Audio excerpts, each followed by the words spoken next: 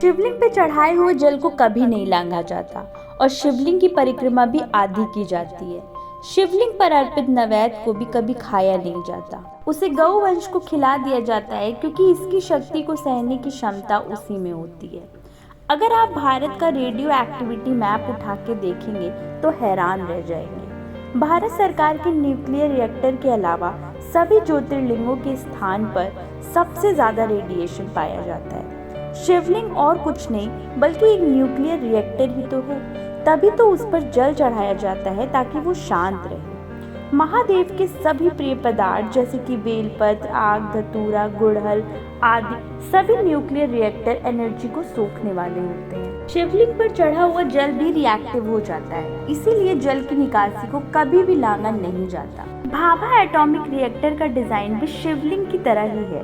शिवलिंग पर चढ़ाया हुआ जल नदी के बहते हुए जल के साथ मिलकर औषधि का रूप ले लेता है। तभी तो हमारे पूर्वज हम लोगों से कहते थे कि महादेव शिव शंकर अगर नाराज हो जाएंगे तो महाप्रलय आ जाए। यहाँ ध्यान देने वाली बात ये है कि हमारी परंपराओं के पीछे कितना गहन विज्ञान छुपा हुआ है। जिस संस्कृति की कोख से हमने जन्म लिया वो ही तो है सनातन। विज्ञान को परंपराओं का जामा इसलिए पहनाया गया ताकि वो प्रचलन बन जाए, क्योंकि भारतवासी हमेशा से वैज्ञानिक जीवन जीते आ रहे हैं। आपको ये जानकर हैरानी होगी कि भारत में ऐसे महत्वपूर्ण शिव मंदिर हैं जो केदारनाथ से लेकर रामेश्वरम तक एक सीधी रेखा में बनाए गए हैं।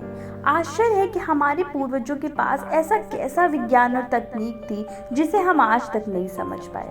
उत्तराखंड का श्री केदारनाथ, तेलंगाना का कालेश्वरम, आंध्र प्रदेश का कालहस्ती, तमिलनाडु का एकम्बरेश्वर, रामेश्वरम का चिदम्बरम मंदिरों को 79 डिग्री ईस्ट से 41 डिग्री साउथ के लॉन्गिट्यूड के भौगोलिक सीधी रेखा में बनाया गया है। ये सारे मंदिर प्रकृति के 5 तत्व, जिसे हम आम भाषा में पंचभूत कहते हैं, पंचभूत यानी कि पृथ्वी, जल, आकाश, वायु और अंतरिक्ष, इन्हीं 5 तत्वों के आधार पर इन 5 शिवलिंगों को स्थापित किया गया है।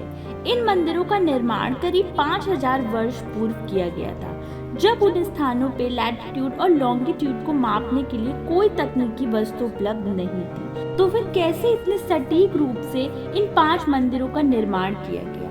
इसका उत्तर है भगवान ही जाने। केदारनाथ और रामेश्वरम के बीच 2383 किलोमीटर की दूरी है, लेकिन ये सारे मंदिर लगभग एक ही समानांतर रेखा पे पड़ते हैं। आखिर कैसे 5000 साल पहले कौन से उपकरण का इस्तेमाल करके इतने सटीक समानांतर रेखा पर ये 5 मंदिरों को बनाया गया होगा? ये एक बेहद ही आश्चर्यजनक बात है। श्री कालहस्ती मंदिर में टिमटिमाते दीपक से पता चलता है कि वह वायुलिंग है। तिरुवल्लिका मंदिर के अंदरूनी पठार में जल बसन से पता चलता है कि वह जल लिंग है। अन्नामलाई पर विशाल दीपक से पता चलता है कि वह अग्निलिंग है।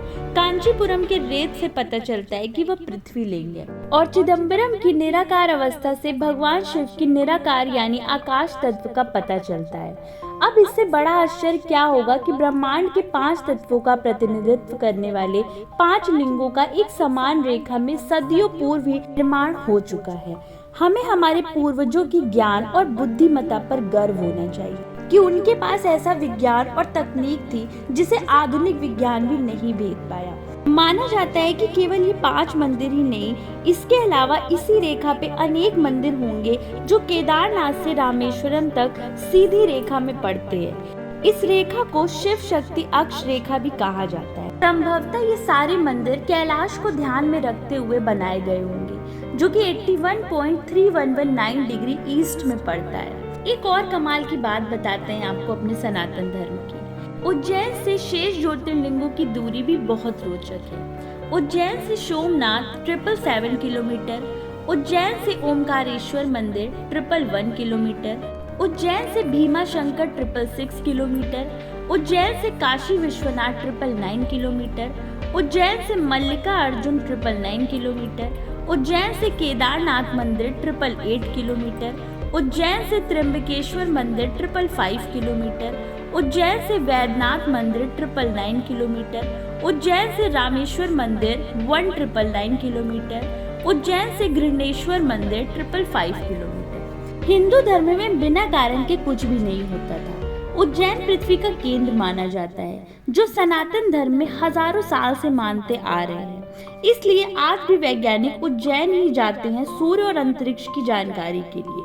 अपने बच्चों को हमारे सनातन धर्म की जानकारी देना आज से ही शुरू कर दीजिए, ताकि कोई भी उनके खिलाफ उन्हें भड़का न सके। हमारे धर्म और हमारे देवी देवताओं की महिमा ऐसी अपार है कि आप जितना ही इसके बारे में जानेंगे, उतना ही आप सुख की अनुभूति और गर्व दोनों महसूस करेंगे। हमारी इन्फॉर्मेशन अगर आपको पसंद आई हो तो हमारे चैनल को लाइक करिए, शेयर करिए और सब्सक्राइब करिए। हर हर महादेव।